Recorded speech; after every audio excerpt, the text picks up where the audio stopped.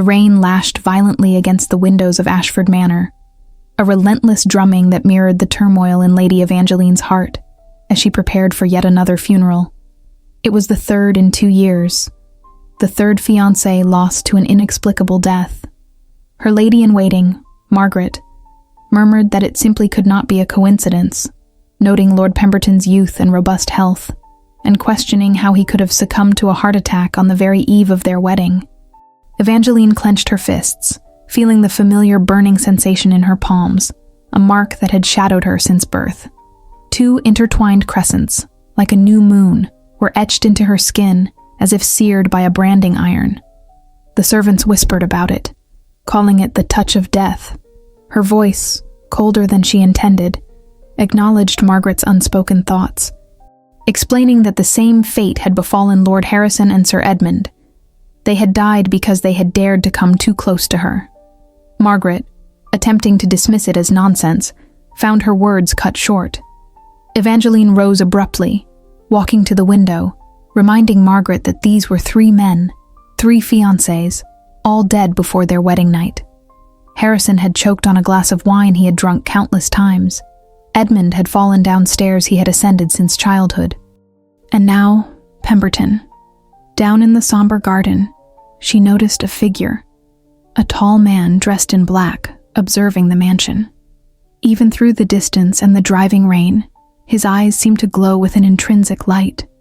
When their gazes met, Evangeline felt a peculiar sensation. For the first time in years, the marks on her hands ceased their burning. She asked about the man, but when she turned to Margaret, her companion was deeply asleep in the armchair, as if under a sudden enchantment. When Evangeline looked back at the window, the stranger had vanished. That evening, during Lord Pemberton's wake, London society buzzed with hushed whispers. Matrons pulled their daughters away from Evangeline, making the sign of the cross, while gentlemen avoided her gaze. She was the season's most beautiful woman, yet also the most feared. A deep voice from behind startled her, and Evangeline turned to find the man from the garden. Up close, he was even more striking. Tall, with dark hair and eyes that seemed to hold centuries of secrets. He wore fine clothes, but there was an untamed quality about him, something ancient and wild that felt out of place in the Victorian drawing room. He expressed his condolences for her loss, but his voice held no pity, only a profound understanding. Evangeline, not recognizing him, asked his name. He introduced himself as Dracul, Adrian Dracul, and then took her gloved hand, kissing it. Evangeline braced herself for the familiar pain, the fiery warning that another man was about to die, but nothing happened. He then stated that he knew her better than she could imagine. She insisted that was impossible, as they had never met. A smile touched his lips as he replied, "Not in this life." Before she could respond, Adrian had already moved away, blending into the crowd of mourners. Yet, Evangeline could feel his eyes on her throughout the night, a constant, strangely comforting presence. Upon returning home, she discovered a black rose on her pillow. There was no card, but somehow she knew who had left it. For the first time in years, she slept without nightmares. The next morning, her father summoned her to his study. Lord Ashford appeared to have aged a decade overnight. He needed to tell her something about her mother, about Isabella's true nature, and why men kept dying around her. Lord Ashford began by explaining that Isabella had not died in childbirth, as he had always told Evangeline. Instead, she had been taken by someone very much like the man Evangeline had encountered the previous night. Evangeline felt her blood run cold, asking how he knew about Adrian. Her father replied that he had been expecting Adrian for 20 years. From an ancient chest, he retrieved a yellowed parchment and a silver locket. He explained that Isabella, Evangeline's mother, was a descendant of a very old lineage, a family marked by powers the church deemed demonic. The parchment bore strange symbols and Latin words, and at its center, Evangeline recognized her own mark, the intertwined crescents. Lord Ashford identified it as a blood contract, forged 3 centuries ago between their family and other beings, those who lived in the shadows. In exchange for protection and power, a daughter from each generation was to be given as a companion. Evangeline's voice was barely a whisper as she asked what kind of companion. Vampires, her father clarified, explaining that Isabella had been promised to the master of a powerful clan. But Isabella had fled, marrying him for love, and the price had been her life and her curse. Evangeline recoiled, the truth hitting her like a physical blow, realizing that the men died because she belonged to another, the contract sealed in her blood, on her skin. Any man who tried to claim her before the debt was paid would die. At that moment, Margaret rushed into the study, announcing that a gentleman had arrived to see Evangeline, claiming to have information about her mother. It was Adrian. He stood in the main hall as if he owned the house, casually examining the family portraits. He greeted Lady Evangeline, hoping he wasn't interrupting an important conversation. Evangeline, trying to sound braver than she felt, admitted that he was precisely the subject of their discussion. Adrian acknowledged this, then looked at Lord Ashford, who had gone completely pale. Lord Ashford declared that he would not surrender his daughter, having already lost Isabella and refusing to lose Evangeline as well, his voice trembling. Adrian chuckled, a low, dangerous sound, asking who had spoken of loss. He approached Evangeline, and she noticed his eyes shifting color with the light, sometimes blue, sometimes golden. He had come to offer her a choice. Evangeline inquired about the nature of this choice. Adrian explained that she could continue as she was, cursed, killing any man who attempted to marry her, living in perpetual isolation. He stopped directly in front of her, so close she could feel the cold radiating from his body, then offered an alternative. She could come with him and learn to break the curse. She asked about the price. 3 months in his castle, he stated. 3 months to decide if she accepted her true nature or preferred to return to a life of solitude.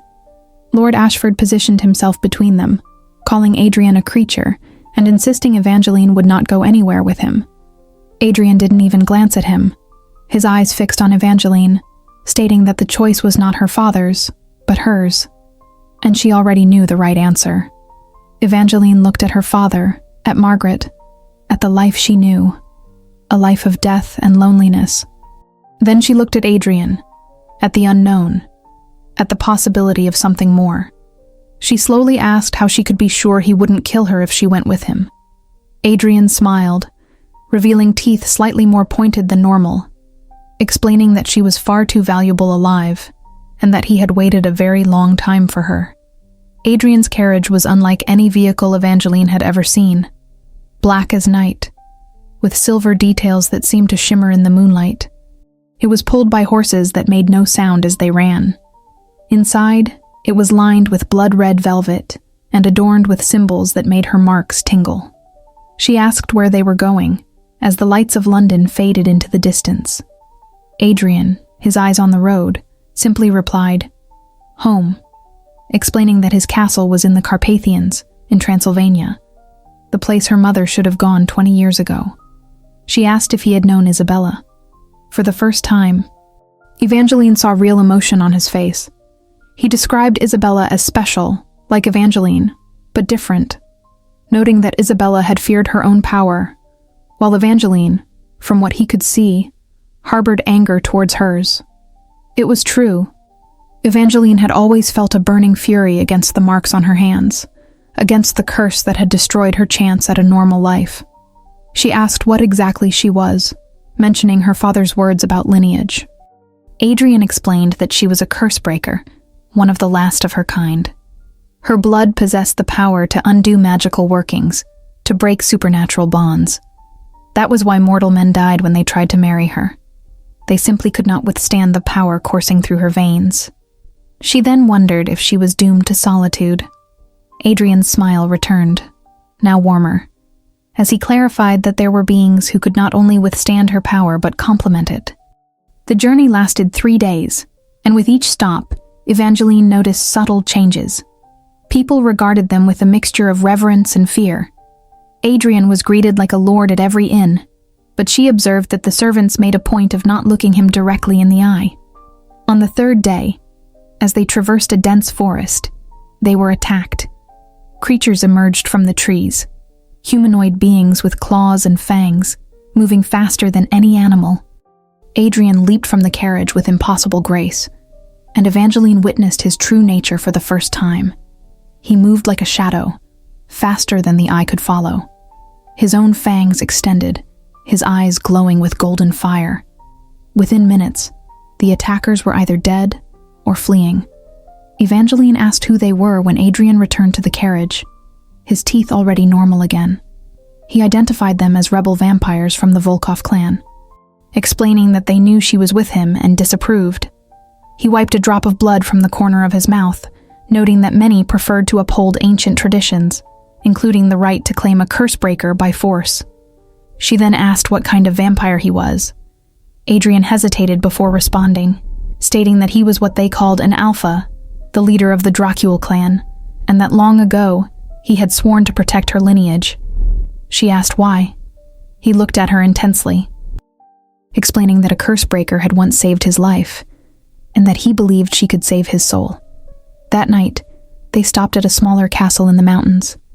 Adrian personally escorted her to her chambers. He told her that they would reach his home tomorrow, where she would meet others like him. Some would be hostile, he warned. Others merely curious. But all would respect his protection over her. She asked what would happen if she decided to leave after the 3 months. Adrian gently touched her face, and for the first time, Evangeline felt no fear from a man's touch, only warmth. He promised to take her back to London personally, but before that, he would teach her to control her power, so she would never again have to fear killing those she loved. As he turned to leave, she realized something that made her tremble. For the first time in her life, she did not want someone to walk away. Castle Dracul rose from the mountains like a creature of stone and shadow, its towers piercing the low-hanging Carpathian clouds. Evangeline held her breath as the carriage passed through the main gate. 2 enormous black iron doors adorned with the very symbol she carried on her skin. Adrian, a hint of tension in his voice, welcomed her to what he called her true home. The courtyard was filled with waiting figures, vampires, Evangeline immediately realized. All shared the same supernatural beauty and an aura of contained power, but not all seemed pleased by her arrival. A feminine voice cut through the air, asking if this was the small mortal who believed she could break what had been forged in blood. The approaching vampire was stunning, with hair as dark as night and a red dress that accentuated her pale skin, but her crimson eyes glowed with pure hostility. Adrian warned Lysandra to remember her manners. Lysandra laughed, a sound that made Evangeline shiver, asking if he spoke of manners when he brought a curse-breaker into their home, a creature who could undo everything they had fought for. Adrian coldly replied that what she could undo, she could also remake, but better. An older vampire approached, with graying hair, a noble bearing, and eyes that seemed to have witnessed centuries pass. He introduced himself as Valdris, Adrian's counselor, and informed Lady Evangeline that her arrival had been awaited with great interest. Evangeline, finding her voice, asked if it was interest or apprehension. Valdris smiled, revealing slightly visible fangs, confirming it was both. Adrian guided her through corridors adorned with ancient tapestries and portraits of vampires from other eras. The castle was simultaneously magnificent and somber, as if beauty and danger were eternally intertwined. He showed her to her luxurious suite, explaining that Valdris would attend to her needs and that her training would begin tomorrow. She asked what kind of training exactly. Adrian explained it was training to control what she was, to understand her power instead of fearing it, and to decide if she wanted to use it to break the curse that bound their species to bloodlust. After he left, Evangeline explored her chambers. The suite was larger than her London home, featuring a personal library filled with books in languages she didn't recognize. On a table, she found a red leather diary with a note. To record your journey. Words have power here. Use them wisely. A. That night, during dinner in the Great Hall, Evangeline was introduced to the full clan. Vampires of various ages were present, some clearly ancient, others appearing eternally youthful. All watched her with thinly veiled curiosity. Lysandra, with a cruel smile, asked her to recount the deaths of the mortals who had died because of her, suggesting it must be thrilling to wield such power over life and death. Adrian warned Lysandra, but Evangeline interrupted him, rising to her feet. She looked directly at Lysandra, stating that she was fine, and if Lysandra truly wanted to know about the men who had died, they were good, gentle men, and they had died because Evangeline had loved them. She explained that each death had destroyed a part of her, and if Lysandra found that thrilling, then perhaps it was Lysandra who needed to question her own humanity. The hall fell into absolute silence. Then, Valdris slowly began to applaud, declaring it well said. Lysandra abruptly rose and left the hall, but not before Evangeline glimpsed something unexpected in her eyes. Not just anger, but pain. Evangeline later asked Adrian if Lysandra had once been human. He confirmed it had been a long time ago, explaining that Lysandra had been transformed against her will during the Crusades, and had since cultivated a particular aversion to mortals. Evangeline then asked how Adrian himself had become a vampire. Adrian paused at her door, stating that it was a story for another day, urging her to rest, as tomorrow she would begin to discover what she was truly capable of. But as he turned to leave, she held his arm. The touch sent a wave of warmth through her, and for the first time, the marks on her hands glowed softly instead of burning. She softly thanked Adrian for giving her a choice. He looked at where she touched him, admiration in his eyes, murmuring that she was actually touching him, without pain, without death. She admitted it was strange, explaining that with him, she didn't feel the weight of the curse. Adrian then suggested that perhaps she had found someone strong enough to carry that weight with her. The training began before dawn. Adrian led Evangeline to an isolated tower in the castle, where magic circles were etched into the stone floor, and ancient crystals hung from the ceiling, casting a silvery light. He explained that first, she needed to understand what she felt when she used her power, instructing her to touch him, consciously this time. Evangeline hesitated, asking what would happen if something went wrong. He simply told her to trust him. She extended her hand and touched his chest. Immediately, she felt something flowing through her. Energy, power, life. But this time, there was no pain, only a profound connection. Adrian, his eyes glowing, asked what she felt. She described it as seeing through him, sensing his strength, but also his loneliness, and then frowned, noting a darkness within him, something that didn't belong.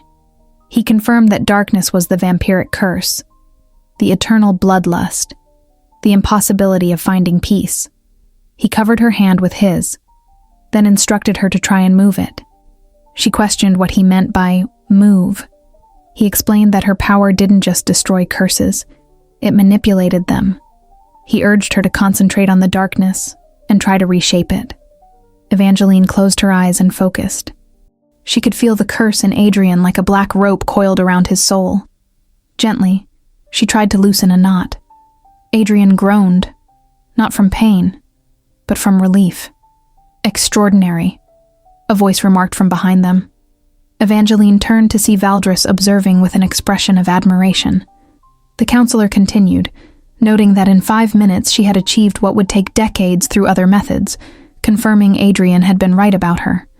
Evangeline asked what he had been right about. Adrian replied that it was about her being their salvation, explaining that for centuries they had sought a way to break the vampiric curse without losing their immortality, and she might be the key. Over the following weeks, the training intensified.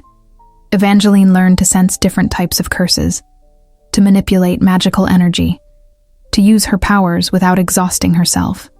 And with each passing day, her connection with Adrian deepened. They walked through the castle gardens at dusk, discussing history, philosophy, and the differences between the mortal and immortal worlds. Adrian recounted the centuries he had lived, the wars he had witnessed, the profound loneliness he carried. One night, as they watched the stars from the terrace, she asked if he had ever fallen in love. He admitted he had, long ago, but she had died. He looked at Evangeline, stating he had thought he would never feel it again. She asked about now. Instead of answering, he drew closer, needing to tell her something about her mother, about why Isabella had truly fled.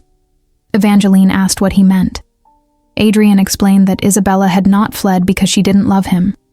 She had fled because she loved him too much, and because she had discovered that the only way to completely break the curse would be to sacrifice her own life. Evangeline felt the world spin, asking if he was saying her mother had died to free her. He clarified that Isabella had died to give her a choice. The blood contract stipulated that a daughter of her lineage would be given to the clan, but it didn't specify she would be a slave.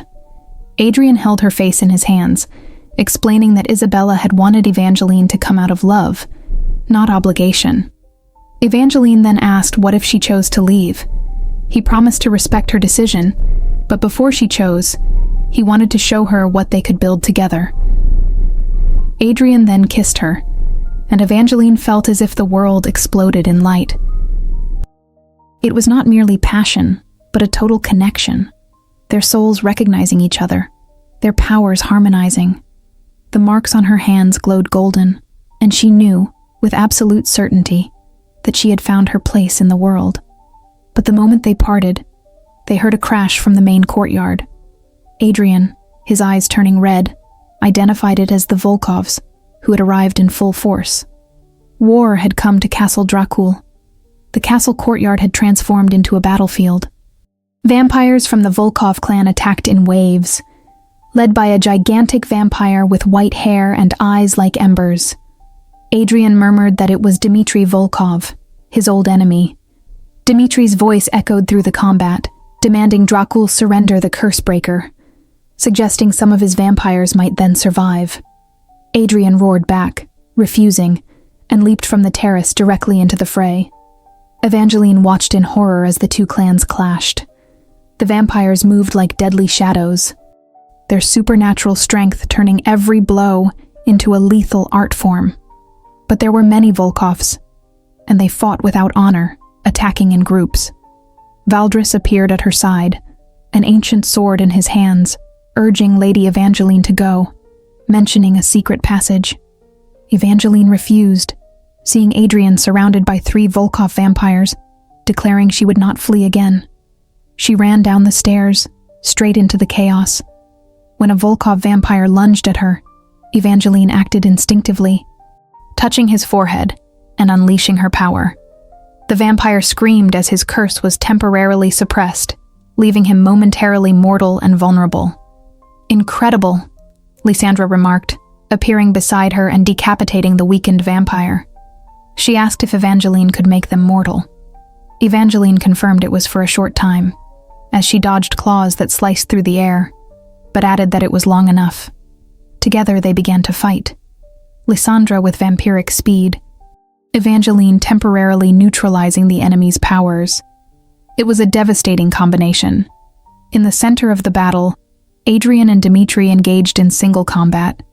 Dmitry was older, stronger, but Adrian fought with the fury of someone protecting what he loved. Dmitry spat that Adrian had always been weak, falling in love with mortals, dreaming of redemption, insisting they were predators and should accept it. Adrian retorted that they were what they chose to be, his own claws finding Dmitry's neck. But Dmitry was cunning. While fighting Adrian, he signaled his remaining warriors, who lunged not at Adrian, but at Evangeline. Adrian cried out, trying to break free from Dmitry. Evangeline found herself surrounded by 5 Volkov vampires. Her power could neutralize 1 or 2, but 5. She wasn't strong enough. It was then that something extraordinary happened. The marks on her hands began to glow, not with their usual golden light, but with a silvery fire. She felt power flowing through her, not just her own, but that of all the Dracul vampires around her. Valdris, stopping mid-fight to observe, murmured that it was impossible. Evangeline extended her hands, and a wave of energy spread across the courtyard. All the Volkov vampires were simultaneously affected, their curses temporarily suppressed. For a moment, they were merely mortal men, confused and vulnerable. The Dracul clan seized the opportunity. Within minutes, the battle was over. Dimitri, also affected by Evangeline's power, looked at her with a mixture of terror and admiration. He hoarsely stated that she was not merely a curse breaker, but a dominator, a legend. Evangeline, still glowing with residual power, asked what that meant. Valdris, with reverence, explained that it meant she didn't just break individual curses, she could reshape vampiric nature itself. Adrian approached her, blood still flowing from his wounds, telling Evangeline that she had just saved not only the Dracul clan, but potentially their entire species. She asked how. He touched her face, explaining that they now knew she could do the impossible, that she could give them choice, allowing them to be vampires when they wished, and mortals when they chose, that she could break the eternal curse of bloodlust.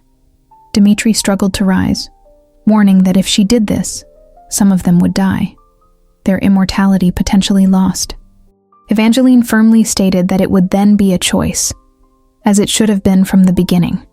She looked around at the gathered vampires, Dracul and Volkov alike, declaring that she had not come to destroy what they were, but to offer what her mother had wanted for her, the freedom to choose.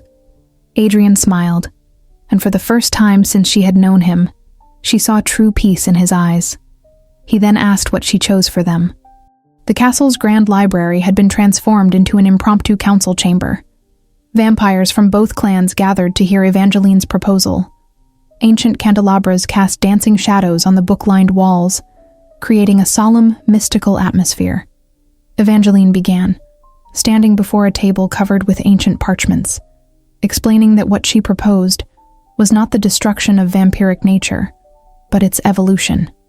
Murmurs of curiosity and apprehension filled the room. Dimitri, still visibly shaken from having been temporarily rendered mortal, urged her to explain. Evangeline clarified that her power allowed her to reshape curses, not merely break them.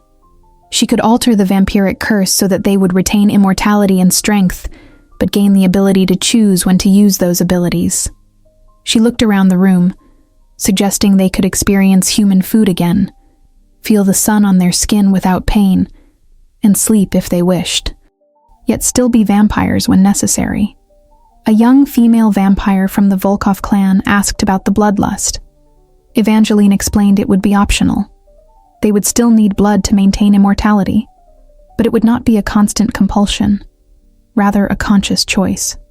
Lysandra abruptly rose, asking what the price would be, insisting that nothing of such magnitude came without cost. Evangeline hesitated, revealing that the process would require her to link her life force to theirs, making her an anchor between mortality and immortality. If something happened to her, Adrian completed, his voice heavy with tension, she would die, and they would all die with her. Evangeline corrected him, stating they wouldn't necessarily die, but they would revert to their traditional vampiric form, and the choice would be lost. The silence that followed was thick. Finally, Valdris spoke, acknowledging that what Lady Evangeline proposed was the dream of centuries, but also an immense risk. He noted that if she linked herself to them in that way, she would essentially become... Dimitri finished his thought, calling her the Queen of Vampires. Not merely human, not merely immortal, but something entirely new. His eyes gleaming with a mixture of fear and admiration. Adrian approached her, asking if she understood the implications, that she would no longer be purely human, but something between worlds, forever. She softly replied that she was already something between worlds, having never truly fit into the mortal world because of the curse, and here, among them, for the first time, she felt complete. She looked directly at Adrian, stating that she would only do it if it was truly desired by all. An elderly Volkov vampire rose, declaring she had lived 1,000 years.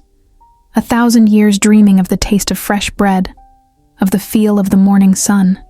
She paused, then accepted the risk if there was a chance to experience those things again, without losing her immortality.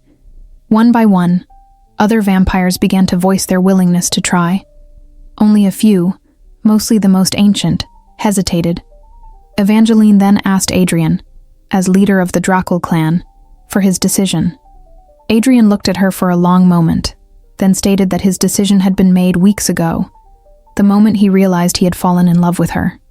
Evangeline began to speak, but he interrupted her, drawing closer, asking her to let him finish. He explained that he had loved her even before fully understanding what she was, loving her courage, her kindness, her strength. If she wished to offer them this gift, he would accept, but with one condition. She asked what it was. He asked her to marry him, not out of obligation or ancient contract, but out of love, to be his queen not only in power but in heart, to build a new kind of kingdom together. One where vampires and humans could coexist, where choice was more important than destiny. The entire hall held its breath. Evangeline felt tears welling in her eyes. She asked Adrian Dracul if he was proposing marriage to her. He replied that he was asking her to be his companion for all eternity, kneeling before her, to build a new kind of kingdom together. Evangeline looked around the library at all the faces awaiting her answer. Then she looked at her own hands, where the marks now glowed softly with golden light. She finally said, "Yes, yes to the marriage, yes to the ritual, yes to everything." The hall erupted in celebration, vampires from both clans applauding and laughing. But through the noise, Evangeline could only see Adrian, standing before her with pure love shining in his eyes. Lysandra approached them, asking when they would perform the ritual. Valdris suggested the new moon, in 3 days, as it would be the moment of greatest magical power. Adrian then declared they had 3 days to prepare for the greatest transformation in vampiric history. Evangeline smiled, finally understanding her true destiny. It was not to break the vampiric curse, but to transform it into something beautiful. The new moon hung invisibly over Castle Dracul, as the final preparations were made in the main courtyard. Concentric circles were etched into the stone, filled with symbols in dead languages. Ancient crystals, some larger than Evangeline, were strategically positioned, emanating an energy that made the air vibrate. Adrian found her at the top of the tower where they had first trained, asking if she was nervous. She admitted she was terrified, wondering what if something went wrong. What if she wasn't strong enough? He held her hands, where the marks now glowed constantly with a silvery light, assuring her they would face it together, like everything else. He reminded Evangeline that this ritual would change her as much as it would change them. She acknowledged this, explaining that Valdris had told her her mortality would be altered, her life extended for centuries, perhaps millennia. He then asked if she was prepared for that, to leave the human world behind definitively. Evangeline looked out the window at the courtyard below, where vampires from both clans gathered. Some still seemed skeptical, others eager, but all united by a hope she had never seen before. She explained that the human world had never truly wanted her, and here, she had a family, a purpose, and she smiled at him, the love of her life. The ritual began at midnight. Evangeline was dressed in a white silk gown embroidered with silver threads, the symbols of her lineage intertwined with those of the Dracul clan. Adrian wore traditional black attire, a red-lined cape that made him appear more princely than ever. Valdris, serving as officiant, announced the marriage first, then the transformation. The vows were simple, yet profound. Adrian promised to protect not only Evangeline, but her essential humanity. She promised to use her powers not to control, but to liberate. Adrian, sliding a white gold band with a crescent-shaped ruby onto her finger, declared he made her his queen and his equal. Evangeline, placing a similar band on his finger, accepted to be his companion in all things. When they kissed, sealing their union, all the crystals around the circle pulsed with brilliant light. Valdris then continued, announcing the transformation. Evangeline positioned herself in the center of the main circle. Adrian stood in an adjacent circle, as did Dimitri, Lysandra, and representatives from both clans. 20 vampires in total participating in this first transformation. Valdris instructed them to open their minds completely to Lady Evangeline, warning that any resistance could break the ritual. Dimitri asked what would happen if it broke. Valdris calmly replied that all involved would likely die. Evangeline took a deep breath and placed her hands on the central crystals. Immediately, power began to flow through her, not just her own, but energy from the earth itself, from the invisible stars, from the ancient history buried in the mountains. Her voice echoed with supernatural harmonics as she told them she could feel them, could see their curses, their chains. Noting Adrian's bloodlust was so intertwined with his soul, Adrian, with absolute confidence in his voice, asked her to free him from it. Evangeline began the true work. Instead of breaking the vampiric curses, she reshaped them, twisting them like heated metal. Bloodlust became optional. Vulnerability to the sun became mere sensitivity. Compulsion became choice. But the process exacted a toll. Evangeline felt her own essence being woven into the transformations, her life force becoming the thread that held the changes stable. Adrian cried out as she stumbled. She gasped that she was fine, almost finished, though blood trickled from her nose. The final moment was like a silent explosion. Silvery light engulfed the entire courtyard, and when it faded, Evangeline collapsed. Adrian caught her before she fell, but when she opened her eyes, they shone with the same silvery light that now emanated from all the transformed vampires. She weakly asked if it had worked. Lysandra approached, admiration on her face, confirming she could feel the hunger, but it no longer controlled her. And the sun. She looked east, where the first lights of dawn were beginning to appear, stating she no longer feared the dawn. One by one, the vampires tested their new capabilities. Dimitri laughed as he tasted an apple for the first time in 5 centuries. A young female vampire cried as she felt the rising sun warm her skin without causing pain. Adrian asked Evangeline, his love, how she felt. She stood, testing her strength. She felt different, stronger, more connected to the world around her, but still essentially herself. She replied that she felt as if she was finally who she was always meant to be. Valdris approached, reverence in his ancient eyes, bowing deeply as he addressed her as Majesty. Evangeline began to protest, but Valdris explained that she was no longer Lady Evangeline. She was their queen, the first of her species, the bridge between worlds. Evangeline looked at Adrian, who smiled and offered his arm. He asked if she was ready to govern by his side. She replied, "Forever." 6 months after the transformation, Castle Dracul had become something entirely new. Where before, there had been only shadows and mystery, now there was life. Gardens flourished in the courtyards, music echoed through the halls, and for the first time in centuries, the windows remained open during the day. Evangeline walked through the main halls, observing the changes her transformation had brought. Vampires who once hid from sunlight now worked in the gardens at midday. Others experimented with cooking human food, laughing at their first disastrous attempts. Lysandra approached, carrying a report, addressing her as Majesty, and informing her they had received more requests from vampires of other clans who desired the transformation. Evangeline asked how many this time. Lysandra listed 47, from the Bathory clan in Hungary, the Montenegro in Spain, and even some solitary vampires from France. It was always like this now. News of the transformation had spread through the vampiric world like wildfire. Some came out of curiosity, others out of desperation, but all wanted the same thing: choice. Evangeline, knowing the answer but needing to ask, inquired about those who opposed them. Lysandra mentioned the Nosferatu clan had sent another ultimatum, considering their transformation an abomination against vampiric nature. Lysandra smiled darkly, adding that Dimitri suggested they change their minds by force.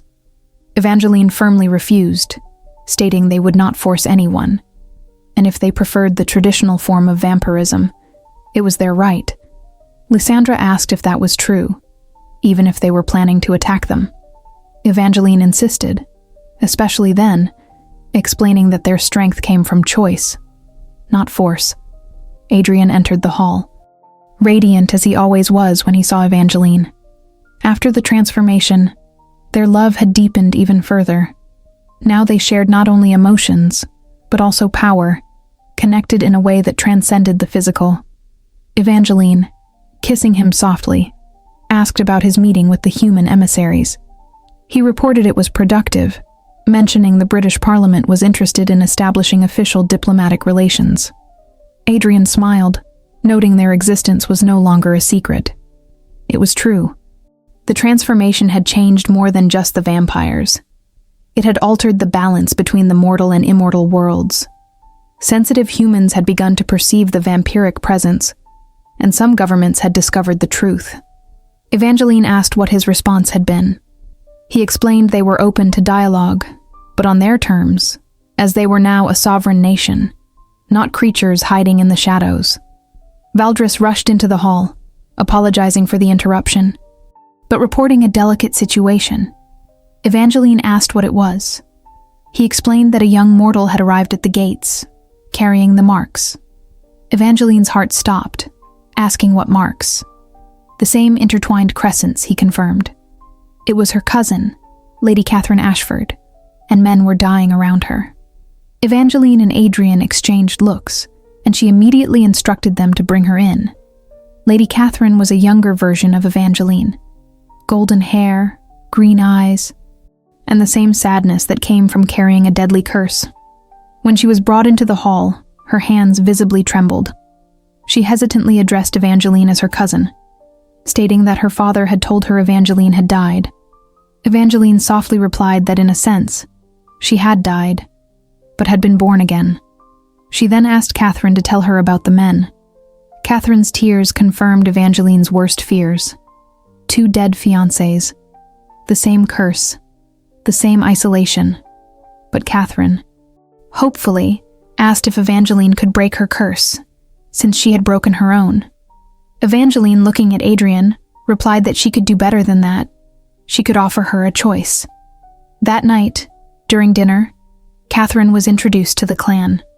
Several young vampires showed immediate interest, not just romantic, but a genuine understanding of someone carrying a curse. Evangeline explained that Catherine didn't need to decide immediately, that she could stay as long as she wished, learn about them, and decide if she wanted the transformation or if Evangeline should simply break her curse. Catherine asked about the difference. Evangeline hesitated, explaining that if she broke the curse, Catherine could marry a mortal man and have a normal life. If she chose the transformation, Catherine would become like Evangeline, a bridge between worlds, with extended life and power over curses. Catherine looked around the table at the friendly and hopeful faces, asking if she could think about it. Adrian assured her that this would always be her home, regardless of her choice. Later, when they were alone in their chambers, Evangeline leaned against Adrian. She asked if they had done the right thing, changing everything. He guided her to the balcony, telling her to look out the window. Below, in the moonlit garden, vampires and some human visitors coexisted peacefully. Mortal children, the offspring of diplomats, played with young vampires in a game of tag that would have been impossible before the transformation. Adrian stated that they hadn't just changed the vampires, they had changed the world, bringing harmony where there had only been conflict. Evangeline noted that they had also created new enemies in the process. Adrian acknowledged that all evolution created resistance, but urged her to look at what they had built, at the joy they had brought. She knew he was right. Despite the challenges, the clans who opposed the transformation, the human governments who still feared their existence, something beautiful had been born. Evangeline softly told Adrian she was pregnant. He froze completely, asking how that was possible. She explained that Valdris confirmed it, that the transformation had allowed her to retain aspects of her humanity, including fertility, and that their child would be... She hesitated. Adrian completed her thought, stating it would be the first of a new species. Neither vampire nor human, but something entirely new. They remained silent for a moment, contemplating the future they had created. Adrian finally asked what they would name the child. Evangeline smiled, suggesting Adrian if it was a boy, and Isabella, in honor of the woman who had made it all possible, if it was a girl. 20 years later, Princess Isabella Dracul Ashford was a sight to behold at 20 years old. Her hair shifted from golden to black with the light. Her eyes alternated between blue and green, and she possessed a grace that combined vampiric elegance with human vivacity. She was, in every sense, the perfect fusion of the two worlds.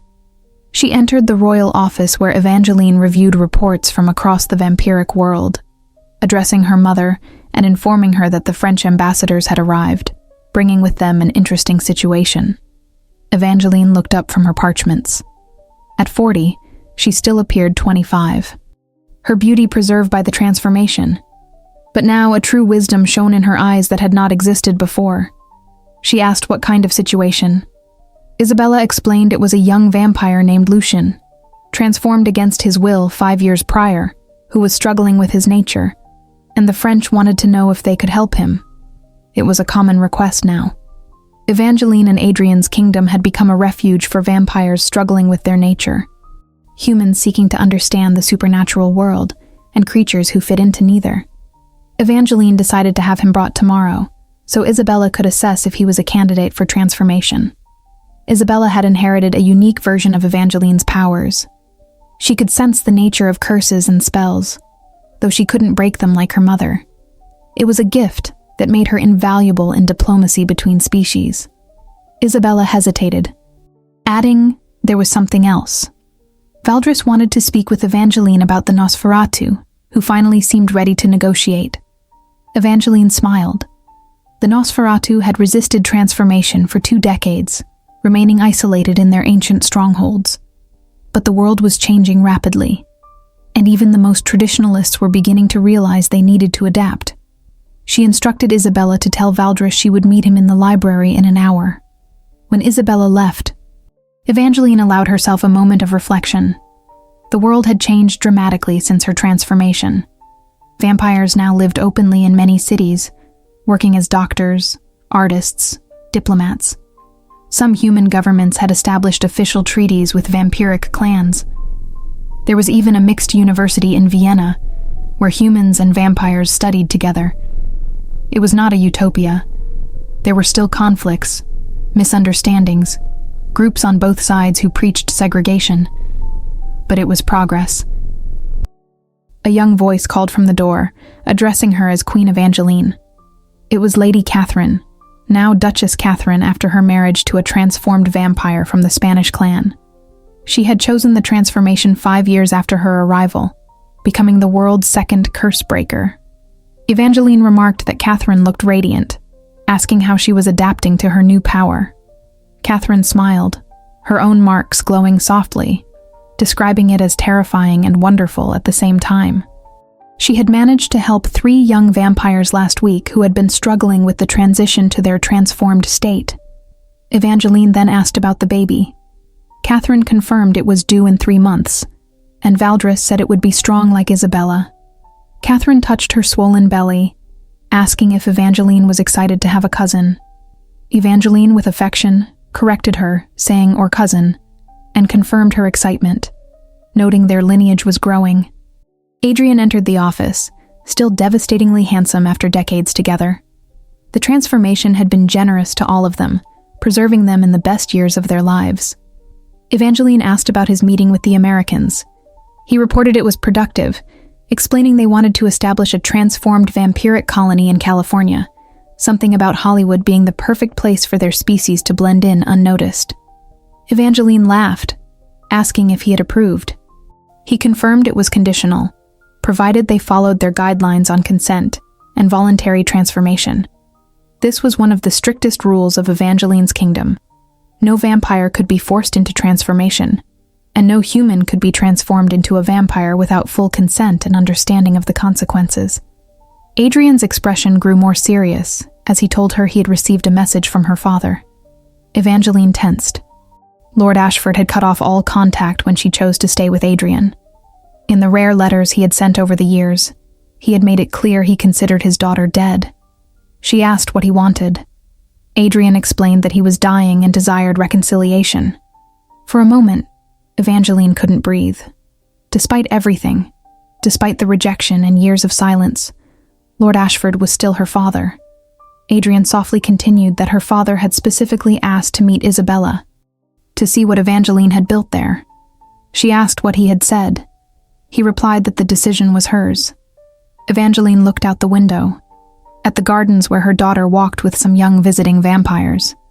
Isabella laughed at something one of them said, and the sound was pure joy. She decided to send a carriage, stating that if he wanted reconciliation, then he should come and see what the daughter he had rejected had become. That night, during the royal dinner, Evangeline looked around the table. Adrian was to her right, Isabella to her left, Catherine and her husband, Valdris, Lysandra and her new human companion, Dimitri and his French vampire wife. It was a chosen family, united not by blood, but by love and a common purpose. Evangeline rose, her voice carrying the authority she had developed over the years, announcing she had an announcement to make. After 2 decades of building their kingdom, it was time to think about the long-term future. Everyone watched her intently. She told Isabella that when she turned 25, if she so chose, Evangeline would pass the throne to her, explaining it was time for the next generation to lead. Isabella almost choked on her wine, stating she didn't know if she was ready. Evangeline smiled, assuring her she had 5 years to prepare, and they would be there to guide her. But the future belonged to her, and those like her. Children who had grown up knowing both worlds, who saw unity where other generations had seen only division. Adrian held her hand, asking what they would do during their retirement. She replied they would travel, see the world they had helped to change, and perhaps, she smiled, they would have another child, a brother or sister for Isabella. The table erupted in congratulations and laughter. Later, when they were alone in their chambers, Adrian held Evangeline in his arms. He asked if she truly wanted another child. She admitted she wanted a large family, wanting to fill this castle with children who would never know the fear she had known, who would grow up knowing they were loved exactly as they were. Adrian promised they would do exactly that, kissing her deeply. Outside, the full moon shone over the kingdom of transformed vampires, illuminating a world where the impossible had become reality, where love had conquered the curse, and where a young woman marked by death had become the mother of a new era. And in their gardens, vampires and humans danced together under the stars, celebrating a future no one had dared to dream, but which one courageous woman had made possible through the most ancient power of all, love.